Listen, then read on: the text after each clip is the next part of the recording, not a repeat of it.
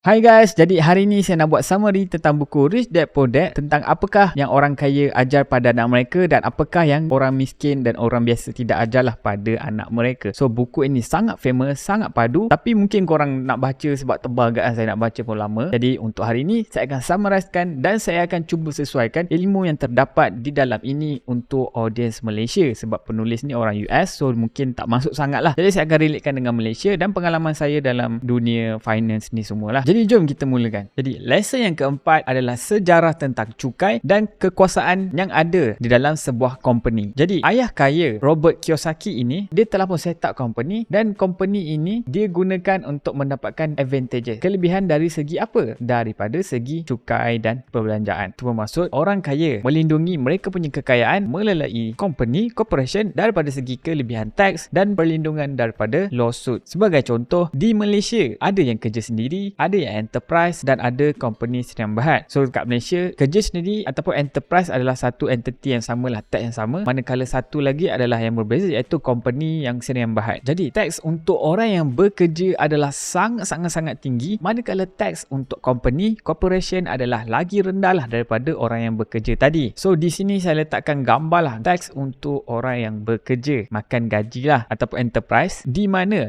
pada awalnya kalau income korang di bawah 20k korang tak kena tax. Lepas tu dia akan naik lah. Lagi banyak income korang, lagi banyak tax yang dikenakan kepada korang. Jadi saya nak tekankan dekat bahagian 70k ke 100k. So kalau income korang di range 70k ke 100k ini, tax yang korang kena adalah 21%. Manakala tax untuk company, profit ataupun gaji lah, untuk 600,000 yang pertama, tax yang dikenakan adalah 17% sahaja. So kita comparekan kedua-dua tadi. So tadi kalau korang kerja sendiri, tax yang dikenakan start saja gaji korang 70k ke atas setahun, korang dah kena 21%, lagi tinggilah daripada 17% tax kalau korang ada company Sdn Bhd. So korang nampak tak, sistem percukaian ini lebih memihak kepada orang kaya. Jadi orang yang bekerja sendiri ini memang akan ditekan dengan lebih teruk lah. Jadi kita nak buat contoh, mungkin korang tak nampak apalah benda ni sangat kan, 17%, 24%, tak nampak sangat beza, tapi tak apa, kita akan buat contoh di mana korang dapat gaji 600k, kerja sendiri kan, dapat profit 600k versus dengan company. Berapa banyak je each party ini kena bayar untuk tax. So untuk yang bekerja sendiri, kita akan ambil tax yang bahagian ini dan kita akan tambah sampailah 600k yang sini. So kita akan tambah daripada kosong, 150, 600, 1800, 4400, 10700 sampailah ke 83450 ini, and then kita akan jumlahkan. So kalau korang kerja sendiri ataupun korang enterprise, tax yang dikenakan kepada korang adalah sebanyak 147,800 ringgit guys. Berbeza pula kalau korang profit sebagai sebuah company Sdn Bhd, iaitu kalau korang profit 600k, darat je lah dengan 17%, tax yang korang kena bayar hanyalah 102,000 ringgit. Berbeza 45,000 ringgit lagi guys. Memang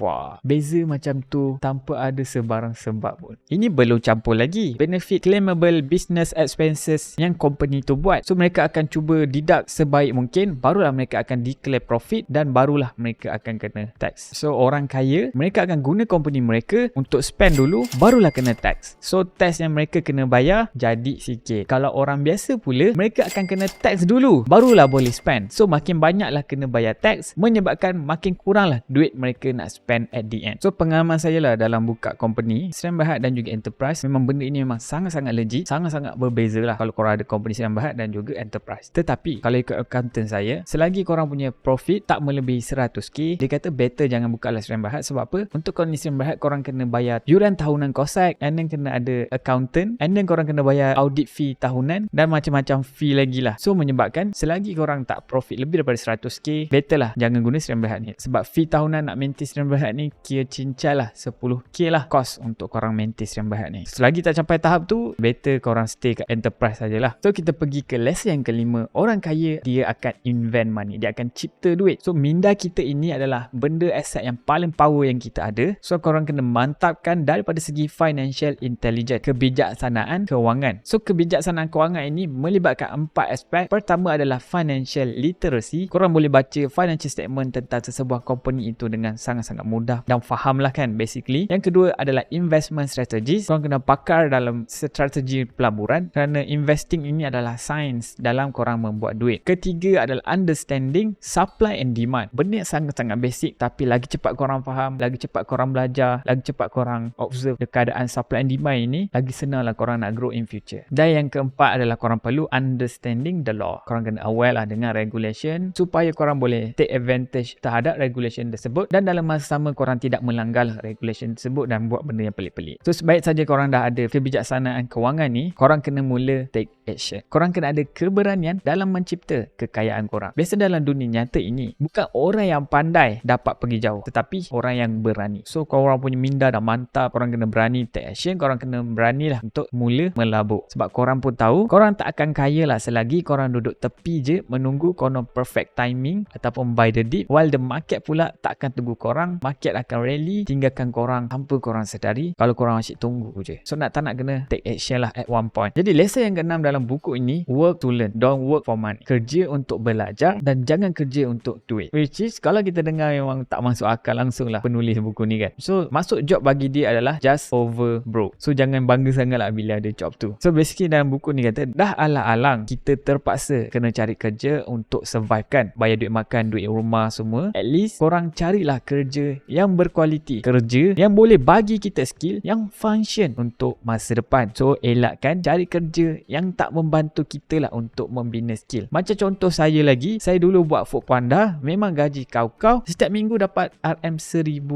guys. Kerja santai-santai je, tak langgar lampu merah pun tapi at the end of the day saya langsung tak dapat apa-apa skill yang boleh dibelajar. Compare bila saya dah kerja sendiri ini, macam-macam skill yang saya belajar. Saya belajar accounting, editing video, customer service, team management, marketing dan macam-macam lagi. Jadi memang macam-macam yang saya belajar. Cuma the downside is income saya, gaji saya akan jadi kurang sebab tak specialization sangat. Dia macam bersepah semua sana sini, tapi in return dapat skill yang berkualiti, yang bermanfaat lah untuk saya dan boleh dibawa pakai untuk masa depan. Tapi lama-lama kalau buat benda ni akan tepu jugalah, akan bosan juga. So nanti tak lama lagi saya kena cari kerja lain supaya saya dapat skill yang baru. So penulis buku ini dia suruh focus on learning new skill over money dan job security. So dia suruh fokus dekat 6 money skill ini. Yang pertama adalah sales, copywriting, marketing, writing, speaking dan negotiating. Ini adalah 6 money skill yang boleh bawa korang jauh dalam menjadi seorang yang kaya raya. So lesson yang ketujuh adalah overcoming obstacle, atasi halangan. 5 sebab ataupun halangan orang-orang kita gagal untuk mencapai kejayaan kewangan. Pertama, fear. Mereka lagi takut hilang duit daripada buat duit. Yang kedua, cynicism. Mereka langsung tak percaya pun yang mereka ini sebenarnya boleh jadi kaya raya. Yang ketiga, laziness. Mereka terlalu malas nak tukar habit mereka. Yang keempat,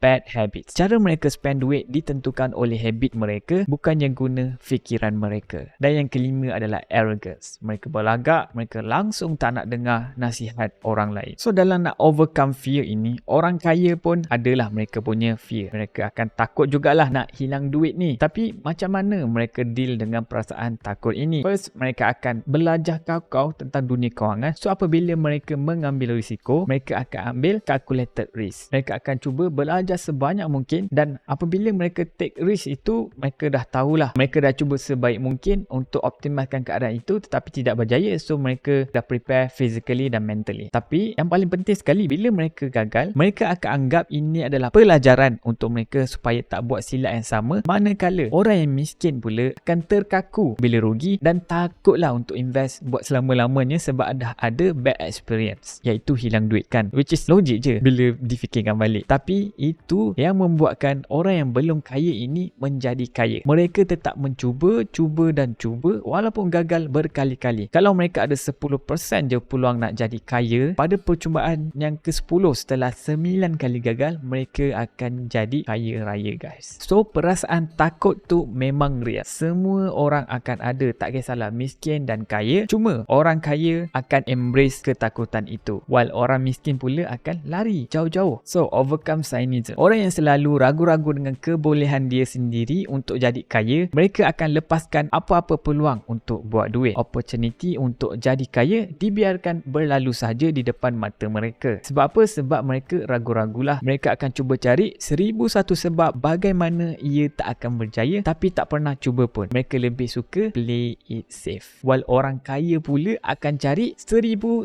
sebab untuk bagaimana nak buat ia berjaya. And then overcome laziness. Orang miskin akan accept lah yang mereka ini ditakdirkan macam itu, so mereka terus malas lah nak berusaha. Mindset mereka akan cakap I cannot afford it. Dia akan terus shut down otak mereka, shut down semua possibility yang boleh mereka buat. Tetapi berbeza dengan orang kaya, mereka akan cakap how I can afford it. Terus berpusing-pusing idea dalam fikiran mereka, mengatur strategi dan idea untuk mencapai matlamat mereka. So contohlah kan, kalau orang miskin nampak Ferrari, oh saya tak mampu. Tetapi orang kaya, oh bagaimana saya nak beli Ferrari ini? Mereka mula fikir, oh buka franchise, buka Dobi, buka kedai burger, buka kedai kereta sewa. Banyak. Yang penting idea tu. So itulah yang membezakan orang kaya dan miskin dalam mengatasi mereka punya masalah. And then overcome arrogance. Orang miskin akan tutup kenubuan mereka, kebodohan mereka dengan mereka akan berlagak pandai. Apabila mereka tak tahu sesuatu tu, mereka akan boast lah something kan. Tapi beza dengan orang kaya, mereka akan sentiasa terbuka dengan idea-idea yang baru dan pendapat-pendapat orang lain. Tapi mereka kena bijak lah untuk tapis benda-benda yang dia dengar tu. Sebab orang kaya tahu, mereka tak akan tahulah semua benda. Mustahil lah untuk tahu semua benda. So berlagak pandai memang akan memakan diri mereka sajalah sendiri nanti. So lesson 8 adalah untuk getting started. Bagaimana nak take action lah. Korang dah belajar semua benda ni, ilmu-ilmu yang mantap ni, korang kena take action. Bagaimana? So 10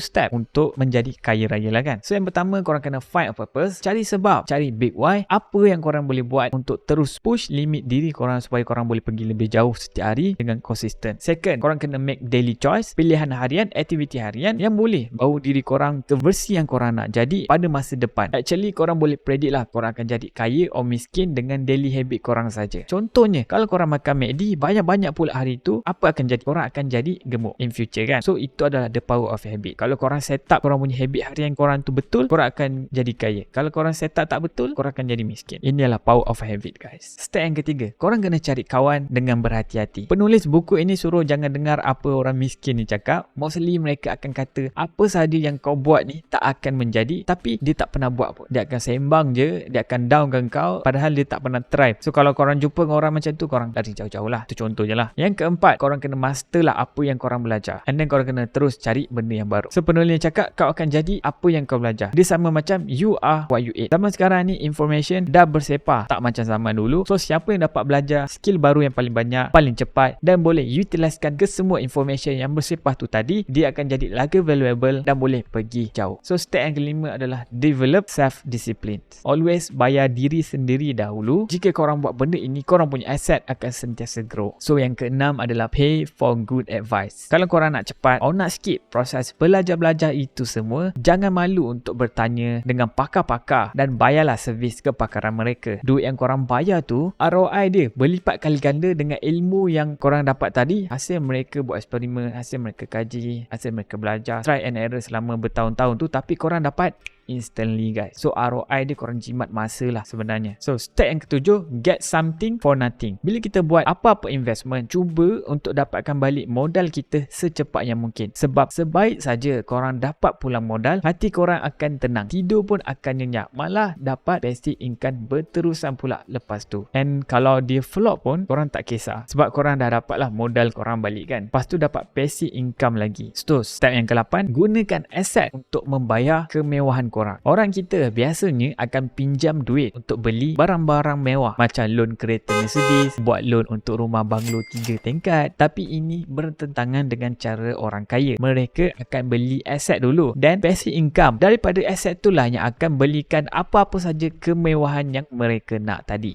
Beza kan? Yang ke-9, find heroes. Korang kena carilah mana-mana idola yang boleh korang follow, boleh korang cuba ikut jejak langkah dia. Korang boleh baca tentang dia, dengar interview tentang mereka, belajar personality mereka. Senang cerita korang nak fahamkan bagaimana kepala otak mereka berfungsi, interpret sesebuah situasi itu dan apakah action yang mereka akan buat. So yang ke-10 adalah give and you will receive. Korang kena mula memberi. Tak kisahlah daripada segi ilmu ataupun duit. Dan yang paling penting adalah untuk tak mengharapkan apa-apalah in return. Actually saya pun tak tahu, tapi advice ni memang betul-betul powerful walaupun berlawan dengan fikiran akal logik kita. Even dalam agama Islam pun sangat menggalakkan untuk bersedekah. Tapi padahal bila kita kira guna matematik, lagi banyak kita keluar duit untuk bersedekah, makin kuranglah duit kita kan, dan makin miskin lah kan kita. Tapi in real life ini tidak berlaku, malah rezeki kita pula makin bertambah, cuma tak directly lah. Maybe ini berkait dengan yin yang, keseimbangan alam semesta. Bila kita memberi sedekah, alam semesta akan cari cara untuk pulangkan balik apa yang kita bagi untuk seimbangkan yin yang tadi. So macam saya pun, saya sedang mencuba untuk mencipta habit untuk memberi sedekah dan tidak mengharapkan apa-apa in return. So dalam video ni saya ada selitkan QR code. Itulah cara saya sedekah, walaupun tak banyak, at least saya dah prepare lah. Nanti once saya dah kaya raya nanti, saya boleh tune daripada segi amount yang saya boleh berikan kepada korang. Jangan korang sedekah-sedekah sampai tak boleh nak cek makan kan. So ada duit lebih, saya just tingkatkan amount saja. Simple je. So saya nak ucapkan terima kasih lah kalau korang mana yang sudi claim QR code yang saya selalu bagi tu. Korang basically lah tolonglah saya untuk jadi lagi kaya raya tanpa korang sedari, dan in return dapat menolong lah semua orang yang susah lah kan. So guys, ini adalah summary part 2 untuk buku Rich Dad Poor Dad ini. Walaupun saya banyak tokok tambah lah sendiri kan, tapi memang saya sangat recommend lah untuk korang baca lah buku ni. Korang boleh beli kat Shopee saja ataupun korang boleh download ebook kat mana-mana kan. Memang bagus, memang recommend lah. Memang akan buka minda, jiwa dan raga korang. So guys, kalau korang nak trade crypto, korang boleh daftar Bybit, di mana korang boleh dapat banyak sangat reward. Guna link yang saya letakkan di bahagian description dan juga komen. Dan kalau korang nak invest stock pula, korang boleh daftar MiTrade, di mana korang boleh beli pelbagai stock US seperti MACD, Apple, Starbucks, Intel, AMD dan macam-macam lagi. Dan kalau korang nak beli emas pula, korang boleh beli di Quantum Gold ataupun Maybank, Miga. Guna link yang saya letakkan di bahagian description dan komen. So guys, kalau korang belum lagi tekan button like dan subscribe, nak minta tolong korang, tolong tekan sekarang juga. Korang